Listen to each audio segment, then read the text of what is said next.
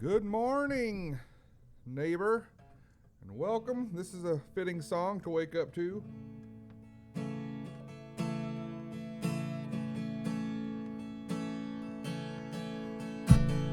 Awaken, my soul, come away.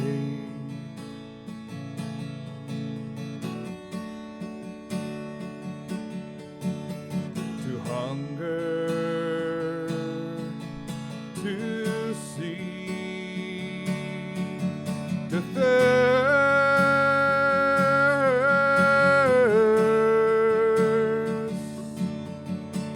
Awaken, first love, come away.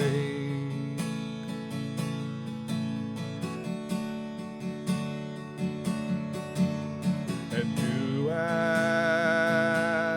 as you did at first.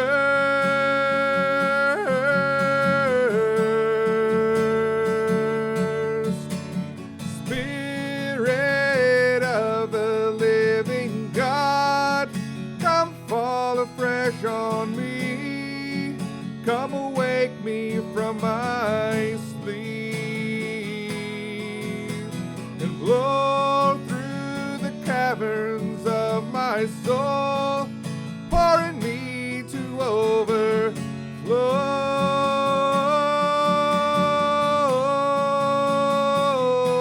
to overflow. Awaken my soul, come away.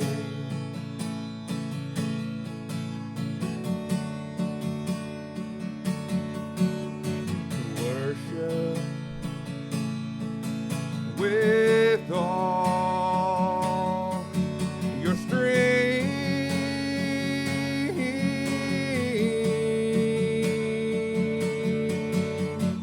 Spirit of the living God, come fall afresh on me. Come awake me from my sleep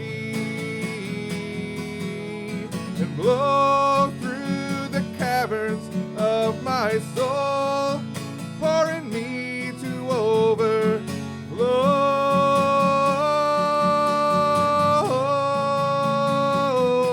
to overflow.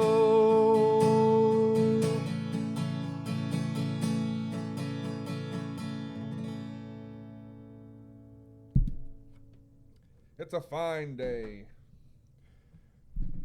In Proverbs chapter 6 and verse 6, it says, "Go to the ant, you sluggard, consider her ways, and be wise, which, having no captain, overseer, or ruler, provides her supplies in the summer, and gathers her food in the harvest. How long will you slumber, O sluggard? When will you rise from your sleep? A little sleep, a little slumber, a little folding of the hands to sleep. So shall your poverty come on you like a prowler, and your need like an armed man."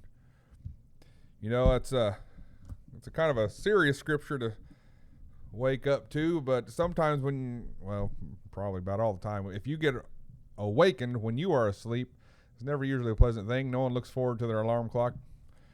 And I remember I didn't wake up for school. My mom would come in and flip on the light, yank the blanket off of me, and it's so cold. What are you doing? You have to go to school. It's like, well, that's not even good news. You didn't wake me up with good news. And, but when we think of it spiritually, it's not good to be lazy naturally at all, but spiritually, when we sing that song, Awaken, First Love, what's that talking about? If you read in the book of Revelation, the church in Ephesus, it says, "You have lost your first love." And this song is really talking about awaken that passion once again for God.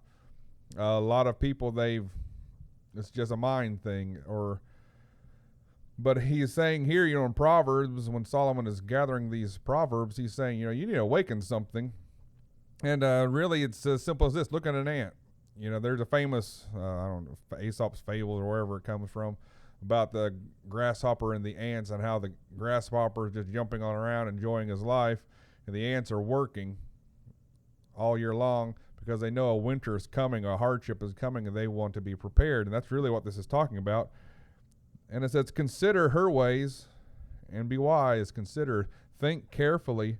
He's telling us, think carefully. Look at this, a simple little ant, and you can learn something. And it says, having no captain, overseer, no one's making them do this. It's just coming. They know they need to provide for themselves.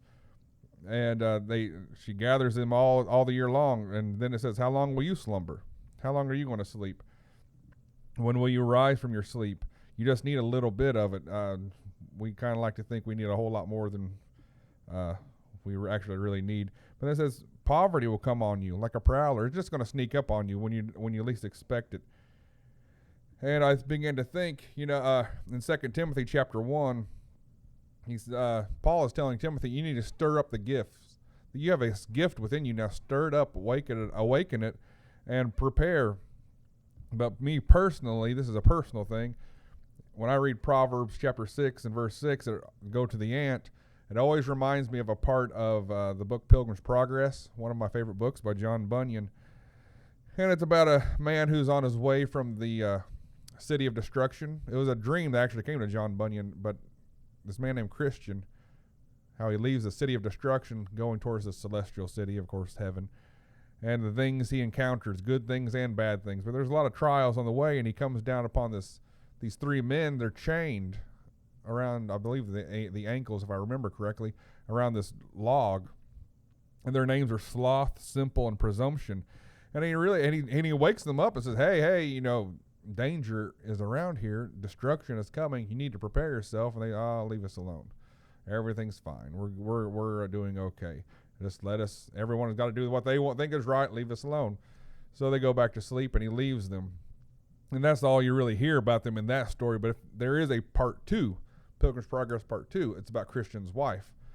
And when she gets to this area, there's a man named Greatheart, and he's traveling with them, and they see these three men, but they are dead, and they're hung with irons. And it says, Greatheart tells her, they hindered others whenever they could. They speak ill of the Lord, his land, and his servants. They really, this lazy attitude, this sleepy attitude really discourages other people from ever traveling this way. That, well, they are doing it, but you have to determine within yourself, I'm going to be awake. I'm going to go out and do something for the Lord. I'm going to awaken this passion, whether it's however it manifests itself, whether it's through reading, study, preaching on a street, praying for other people. But it's about awakening a passion and a desire to work for the Lord, to travel on, to improve in your Christian walk, and not just to be slothful and lazy. But like the song says, it's easy to sing, come and fall fresh on me.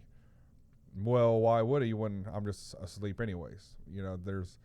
We need to awaken something within us, awaken a worship, a praise and studying and understanding, Lord. And like Paul told Timothy, stir this up, awaken this up. This is within you already. You just need to awaken it up. And if the Spirit of God lives within you,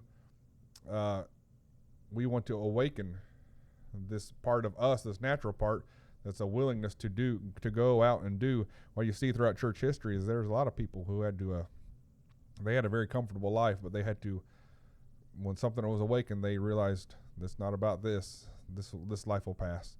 Let's go on. So let's wake up in the morning, this morning, and see what the Lord would have you do. Awaken a passion within us, and because it is contagious. Like in Pilgrim's Progress, there's 3 men asleep. There's 3 of them. So 3 men are sleeping, and there's only one man who wants to go on. It's again, the crowd kind of wants to lay around. It's almost like a cool thing to be lazy. My parents will let you know, oh yeah, when you were a teenager, you're lazy. And my wife may think it now, but all we can do is try to do better. So God bless you. Have a good day. Subscribe, like, and hit the notification bell if you would. God bless you. See you the next time.